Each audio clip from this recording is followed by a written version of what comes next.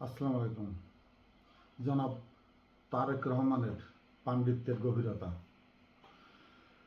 বাংলাদেশ স্বাধীন হওয়ার পর প্রেসিডেন্সিয়াল সরকারই হোক বা সংসদীয় গণতন্ত্রের সরকারই হোক, কেউই এখন পর্যন্ত এই কথাটি বলেননি, যে কথাটি বর্তমান সময়ের প্রধানমন্ত্রী জনাব তারেক রহমান সংসদে দাঁড়িয়ে তার চেয়ারকে দেখিয়ে স্পিকারকে বলেছিলেন, মাননীয় স্পিকার, এই যে চেয়ারটি দেখতে সুন্দর, বসতেও আরাম, কিন্তু এই চেয়ারে বসলে মনে হয় আগুনের লেলিহান শিখার ভিতরে বসে আছি। এর থেকে শুধু আগুনের ভয়াবহ তাপই ছড়ায়।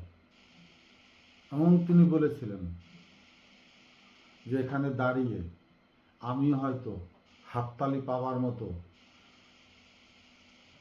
জনগণের সেন্টিমেন্টকে ব্যবহার করে হাততালি পাওয়ার মতো বক্তৃতা আমিও দিতে পারি। আমারও মনে সেটা চায় একজন রাজনৈতিক নেতা হিসাবে বা প্রধানমন্ত্রী হিসাবে। কিন্তু তার আগে আমাকে ভাবতে হয়, আমি কি হাততালি পাওয়ার জন্য বক্তৃতা দেব, কথা বলবো, নাকি দেশের জন্য, গণতন্ত্রের জন্য, সাধারণ নাগরিকের জন্য সঠিক সিদ্ধান্তটি গ্রহণ করব। এই যে দুইটি ভাগের দুইটি কথা, অর্থাৎ আমি প্রথমটা নিয়ে বেশি হয়তো হাত দিব বা চেষ্টা করব বোঝাতে, যে প্রধানমন্ত্রীর চেয়ার একটি আগুনের কুণ্ডলী, এখান থেকে আগুনের উত্তাপ ছড়িয়ে পড়ে, বের হয়।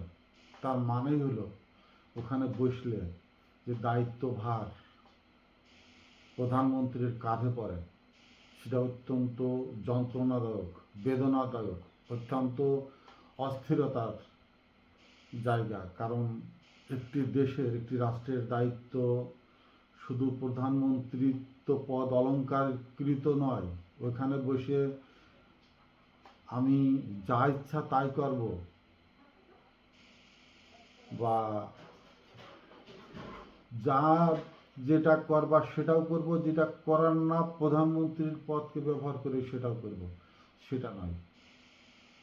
প্রধানমন্ত্রীর দায়িত্ব মানেই রাষ্ট্র, জনগণ, সম্পদ, স্বাস্থ্য, শিক্ষা, সর্বময় যে চতুর্ময় একটি কর্মযজ্ঞের, মহাকর্মযজ্ঞের নেতৃত্ব দেওয়া, এইটুক বোধোদয় উদিত হওয়া ভিতরে, এইটুকু হয়তো তিনি বুঝতে পেরেছেন।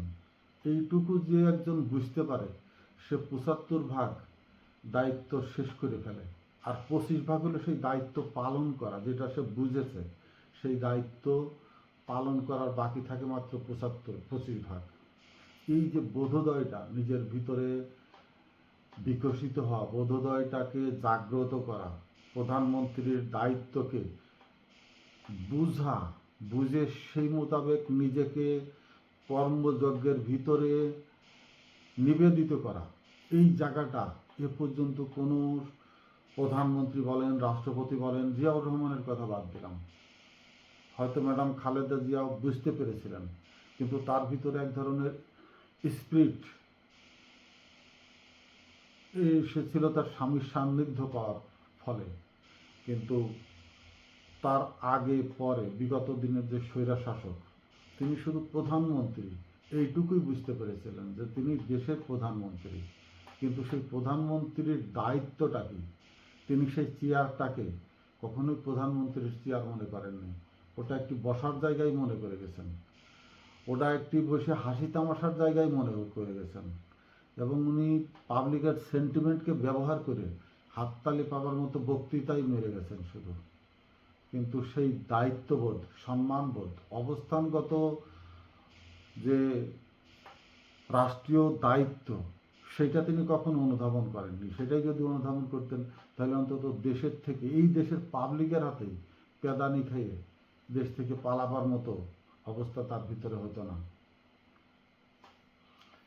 আমি এর সাথে অন্য একটি প্রসঙ্গ জোড়া দিতে চাচ্ছি, সেটা এই যে বোঝা, প্রধানমন্ত্রীর যে দায়িত্ব, সেটা যে বোঝা।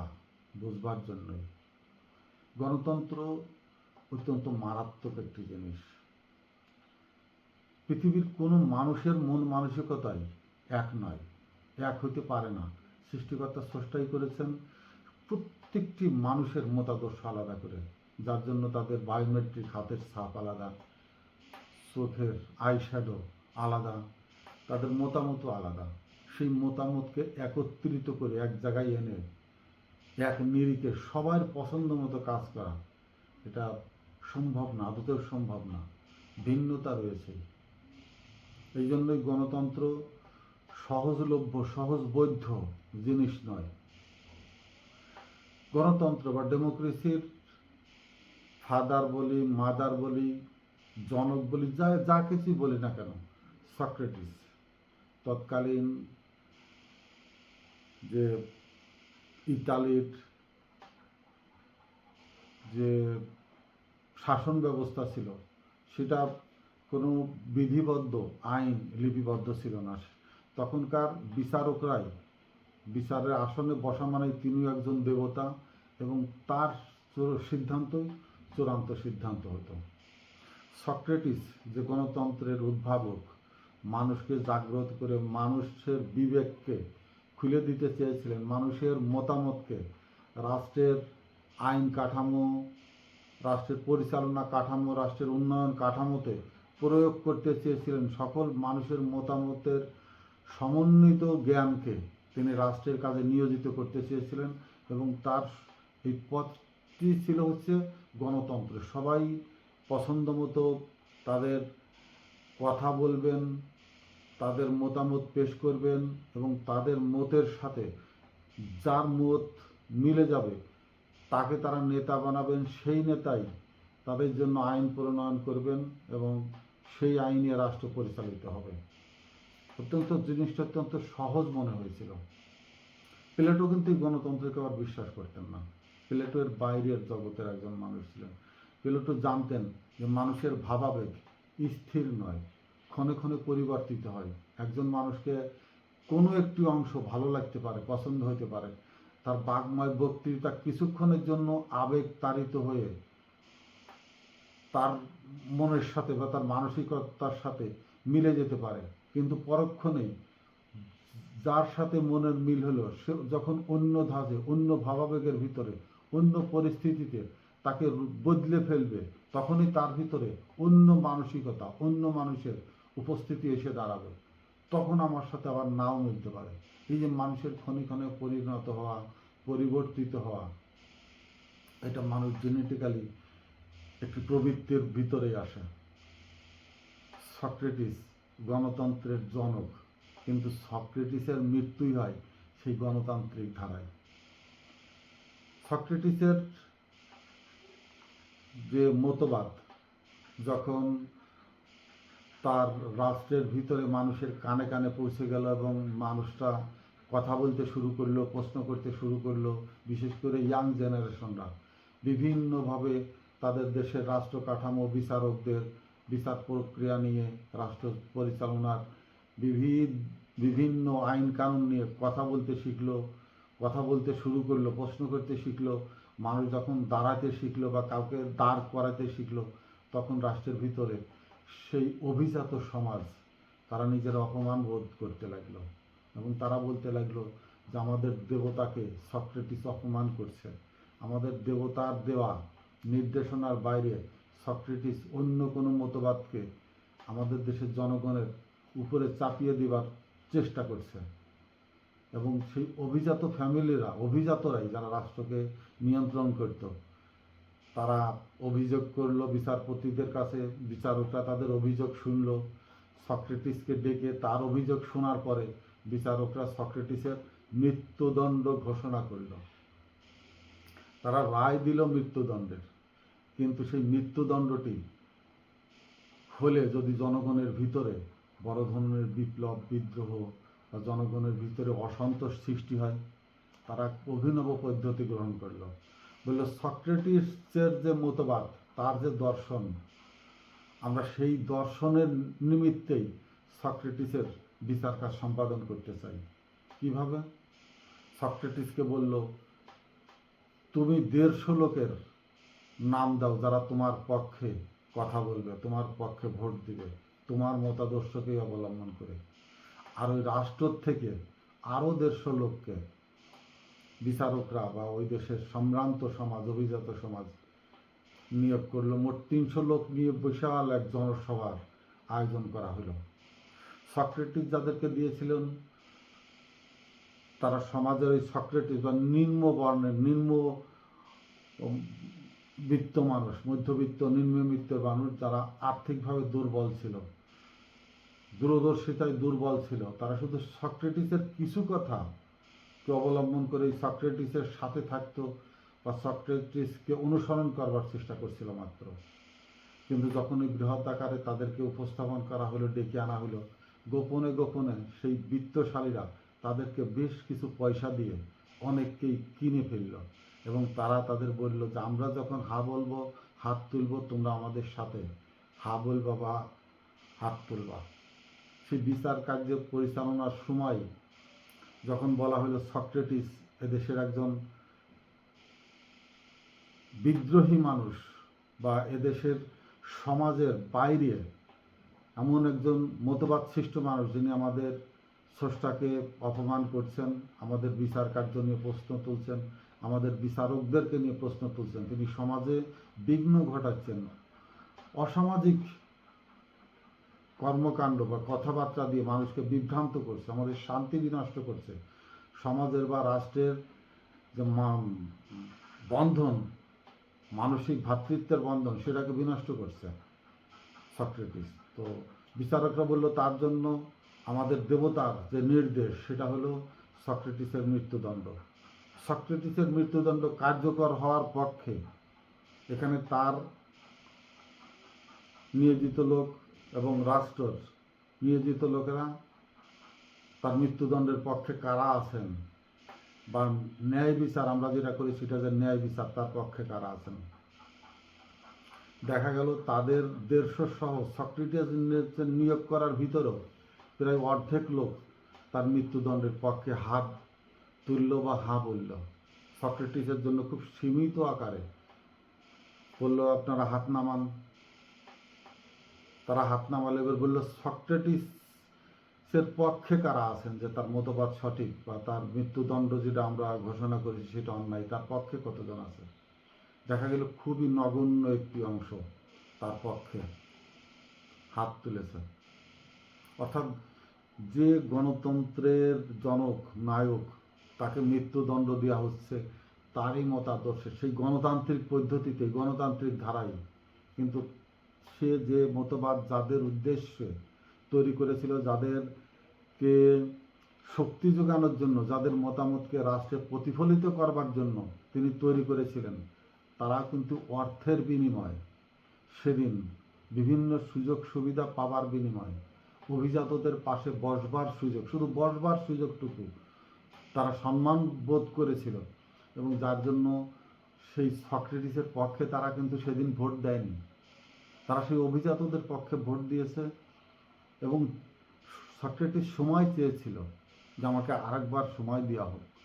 সক্রেটিসকে পরবর্তীতে আরেকটি এই ধরনের বিচারালয়ের জন্য, বিচার কার্যের জন্য সময় দিয়েছিল এবং সেদিনও যাদেরকে সক্রেটিস নিয়ে উপস্থিত হয়েছিলেন বলেছিলেন যাদের নাম জামার পক্ষে তারা কথা বলবেন, সেদিন তারাও অভিজাতদের কাছেই বিক্রি হয়ে গিয়েছিল। সক্রেটিসের বিপক্ষে তারাও রায় দিয়েছিল, সক্রেটিসের মৃত্যুর পক্ষে তারা কথা বলেছিল।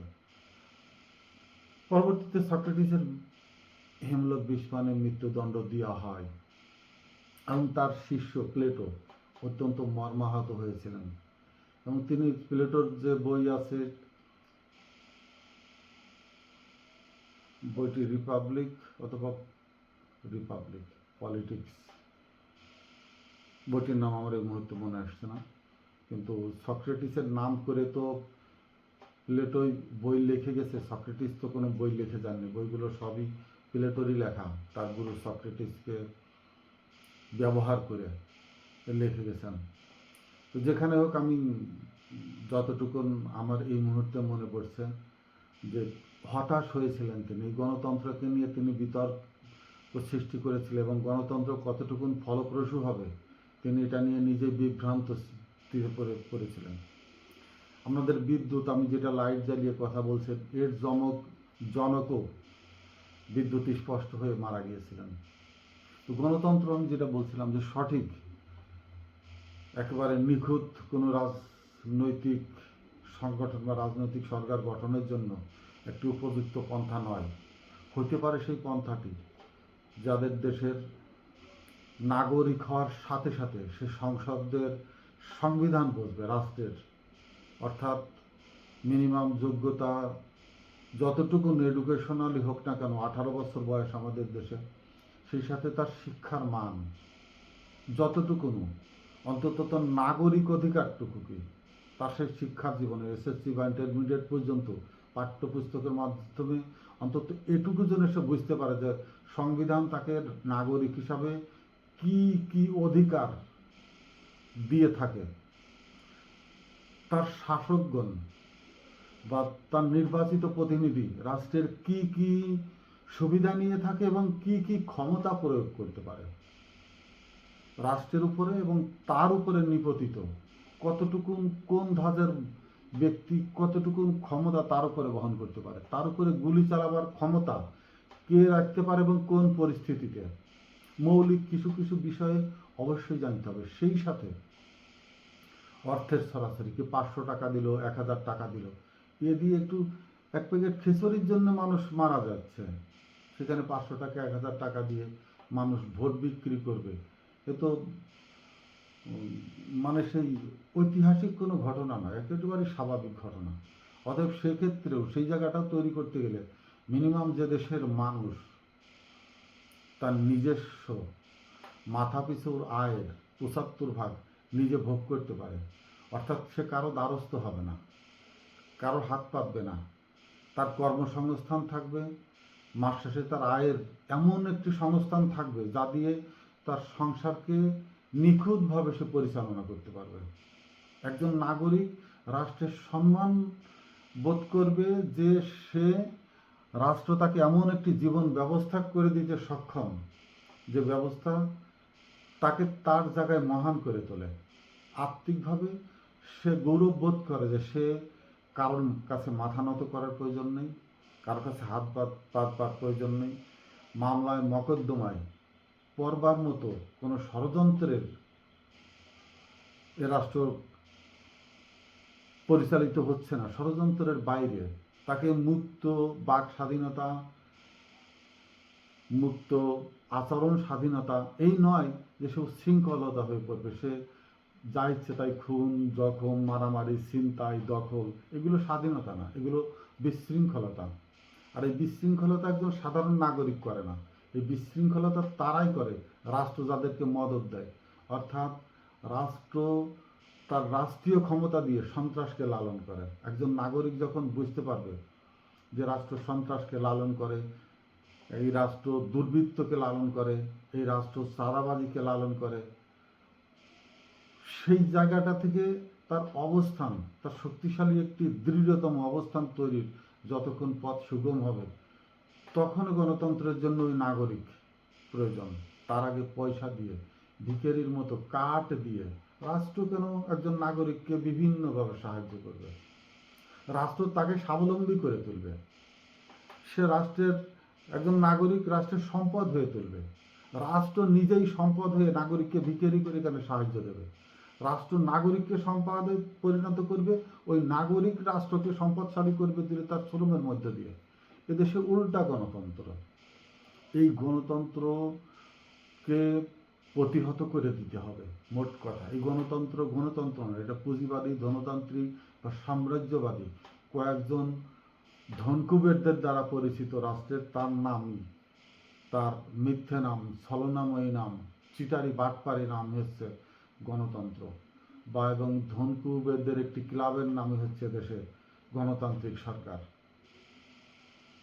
যেটা দিয়ে শুরু করেছিলাম আমি প্রধানমন্ত্রী তারেক রহমানের কথা দিয়ে। আমার মনে হচ্ছে কেন জানো, 55, 56, 57 বছর পরে একজন বোধোদয় সম্পন্ন মানুষ যে বুঝতে পেরেছে যে প্রধানমন্ত্রীর দায়িত্বটা কী, বা ওই চেয়ারের যে কঠিনতম সিদ্ধান্তের জায়গা, কঠিনতম আচরণের জায়গা, কঠিনতম দৃঢ়তম লৌহ মানবের অবস্থানের জায়গা, এইটুকু তিনি অনুধাবন করতে পেরেছেন। এবং যদি অনুধাবন করেই থাকেন তাহলে বুঝতে হবে যে তিনি তার বোঝার সূত্র কি, সংজ্ঞা কি, তার কাজ দিয়ে সে কাজগুলো, কর্মগুলো বুঝতে পারছেন বলেই সে তার দায়িত্ব বুঝতে পারছেন। এখন কাজগুলো যে বুঝতে পারে, সে তখন খুঁজে খুঁজে তার সেই কর্মগুলো দিয়েই সম্পাদন করে তার দায়িত্ব সম্পাদন করে। এইটুক হয়তো তিনি বুঝতে পেরেছেন, এবং আমি আশা করছি এবং আমার বিশ্বাস আছে, তারেক জিয়ার প্রতি দৃঢ় বিশ্বাস আছে, যে যাই বলুক না কেন তিনি খুব ধীরে সুস্থে, অত্যন্ত ঠান্ডা মাথায়, অথচ দৃঢ় পদক্ষেপের মাধ্যমে তার অভ্যন্তরে লুকিয়ে থাকা, বিরাজমান, একেবারে সুপ্ত থাকা তার রাজকার্যের সিদ্ধান্তগুলো বাস্তবায়ন করবেন, সেইভাবেই পথে আগাবেন। আল্লাহ করুক দীর্ঘস্থায়ী হোক, তার সুস্থতা কামনা করি। এবং সেই তার যে চিন্তাধারা, গভীর দর্শন, কথার মাধ্যমে আস্তে আস্তে আস্তে আস্তে মানুষের কাছে পৌঁছাক, কাজের মাধ্যমে জনপ্রিয়তার শীর্ষে জনপ্রিয় একজন নেতা হিসাবে বাংলাদেশের প্রধানমন্ত্রী হয়ে উঠুক, দোয়া করি এবং আশা করি। আসসালামু আলাইকুম।